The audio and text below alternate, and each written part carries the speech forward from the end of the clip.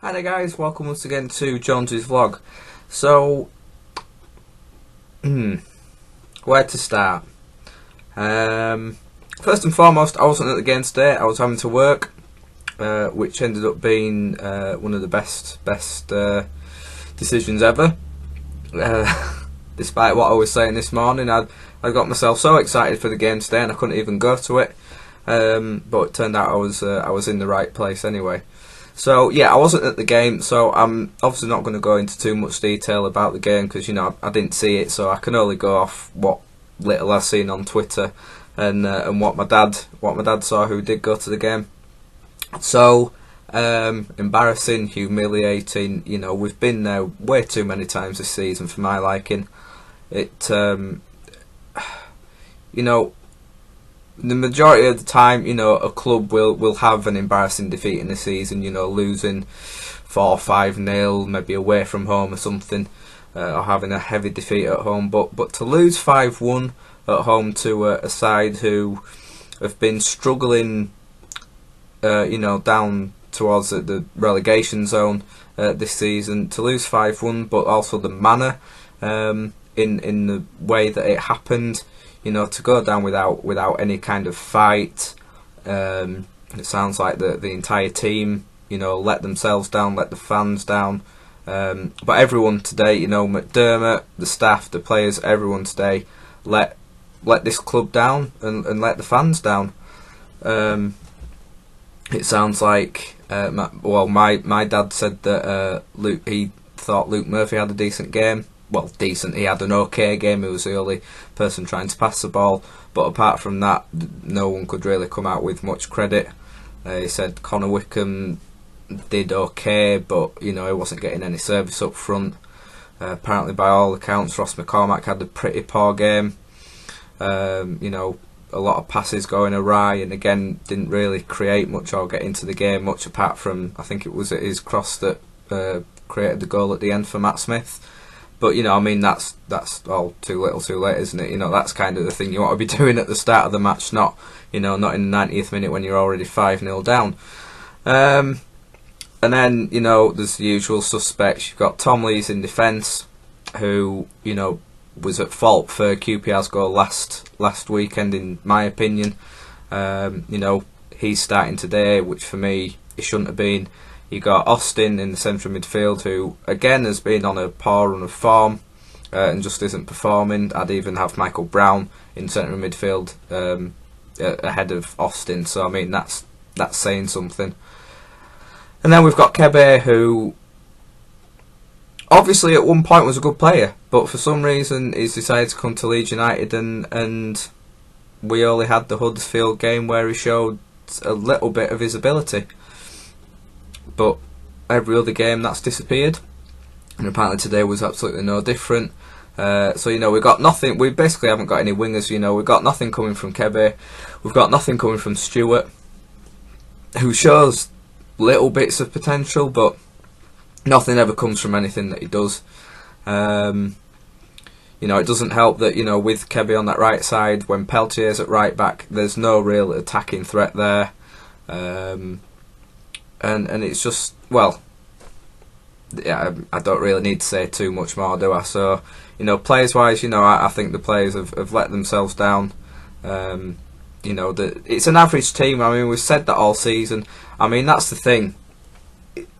We've always been an average team, but because the Championship is such a poor, league with a lot of average sides in, and it's one of those leagues where anyone can beat everyone, as today's shown. Millwall have been absolutely dreadful lately, and they go away to Derby and win 1-0, and we're seeing results like that week in, week out. So it's one of those leagues where anyone can beat anyone, and we're such an average side, yet we're still only 8 points off the playoffs or something stupid like that, when really we're just a mediocre middle of the table side. And I think the thing is, even if we put a little bit of a run on, people start getting excited and thinking, oh, the players are, not far away. When really, if people are to be realistic, we're not a playoff side, we're not a Premier League side, we shouldn't be anywhere near the top of that table.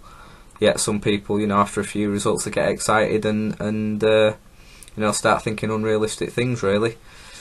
So, I mean, I think we have to, start talking about McDermott a bit more properly. I mean, I was going to do a vlog earlier this week, sort of about McDermott. I mean, I stuck up for him all season, and like the majority of fans have. I think really, to be fair, a lot of the majority of Leeds United fans have been fully behind him, and I mean that was shown with the whole sacking incident. But then since then, there's been lots more fans coming out and saying maybe it is time for him to go. And again, I've still been sticking behind him, and I've just been thinking to myself and saying to people, what we need is stability at this club at the moment. It's not about pushing forward and rushing things and trying to get back to the Premier League at this moment in time. It's still a sort of a rebuild, and it's stabilising the club. And I believed, kind of still do believe, but more believed that McDermott was the right man to do that. But over these past few weeks, that confidence that I had in him has been disappearing, and it's just in his selections. I mean, why he must be the only person at the club that actually sees anything in Kebe. I mean, when we've got Byram on the bench, who would be doing, even if he is slightly injured or not 100% fit, he could be doing so much more on that right wing than what Kebe is. And failing that, if not, then he should be at right back. I mean, for me personally, I'd love to see Byram playing right mid instead of right back. I think his strengths are clearly in going forward, and defensively he's a little bit weaker. So for me, Byram should be out on that right hand side. So the fact that he keeps picking Kebe, the fact he keeps picking Austin, not seeing that Tom Lees is clearly a weak link in the defence. I'd bring Zaliukas back in. I mean, yes, he had that awful game at Sheffield Wednesday, but I mean, who didn't have an awful game that day? So the fact that he just disappeared out of the squad after that game was strange in the first place. But when we see how we've been doing recently, it beggars belief that he's not come back into that defence. Some of the tactics have been, again, very strange. A lot of the games that we've done so poorly in, there's been no attacking threat. Against Middlesbrough, not one shot on target. The lack of chances created is just very poor, and I know that the players have to take some of that blame. McDermott can only do so much, but he picks the team, he does the tactics, and then the players have to go out there and perform. So I mean, earlier on Twitter today, it wasn't an argument, but having a debate with some people that I was saying, yes, McDermott has to take a lot of the blame, as has his coaching staff, but the players have to take some of the blame, whereas the people I was debating with clearly seem to be saying it's all McDermott's fault, which, I agree in the fact that, he's picking bad players like Kebe and Austin, and, that's why we've got bad players on the pitch, because he's picking them. But he can't foresee players making individual errors or players having off days. I mean, McCormack is being our player of the season, obviously, scoring 24 goals, that's fantastic. But he does have his off days, and he does go missing. And when he goes missing, like today, that's when we start losing that creative, flair that we can have. So, McDermott can't do anything about him having a poor game. He can't do anything about, maybe a keeper making a mistake or defenders making individual errors. That's when it's out of McDermott's hands, and the players have to start taking responsibility. So for me, this isn't about pointing the finger straight at McDermott. Everyone has to collectively take responsibility for this. But, maybe it is the time for McDermott to go. But the only problem that I have, and the issues that I have with that, is that who do we bring in? And is it the right time of the season to do that and to change things like that? And will it even make any difference to the team? I mean, I've already said we have an average squad. Is there a manager out there that could get anything more out of this squad than McDermott? That's the only thing that troubles me. I mean, I think I've got to the point now. Like I say, I've always stuck by McDermott, and I was disgusted with the way he was sort of sacked or whatever it was. In at the start of the year. In February. But now, if say if he was to get sacked, I don't think I'd be as upset as I was at that point after seeing how things have gone recently. But I don't know. I don't know who I personally want to come in. I mean, I did ask the question after the QPR game last week. I put it out on Twitter of who would the people who wanted McDermott out at that point, who would they want in? So I mean, people were saying Zola, which with Cellino possibly going to be the new owner, that could be a possibility, and is maybe one I wouldn't mind too much. People saying Malky Mackay. Someone saying get Simon Grayson back, but we don't want to be going back really. As much as I loved Grayson, and I still to this day believe that if he'd have been backed properly, that he'd still have been a decent manager for us. We need to forget the past, and we need to be looking at a new future kind of thing. So don't agree with that so much. I forget some of the other managers that were mentioned. So I mean, Malky Mackay would be great. He's got history of getting teams out of this league. So has McDermott. He took Reading up, didn't he? So we've said that before. Zola was the nailing man with Watford. He nearly got them up. He obviously got them playing some good football last season, but obviously he got the sack this season because things were starting to go wrong there. So again, is he the right man for the job? That's the other thing that scares me. Like I said, I wouldn't be absolutely gutted if McDermott was to get the sack, but it just worries me where we would move to, or where we would go. And the fact that it looked like that Festa was going to be the guy that would take over from McDermott, it just worries me that we'd get some unknown Italian guy in at the club.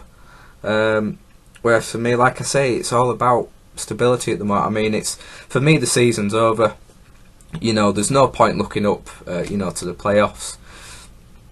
We're a pretty decent way from the relegation zone. I mean, mathematically, obviously, nothing's impossible at this moment, but I don't think relegation is a real threat at the moment.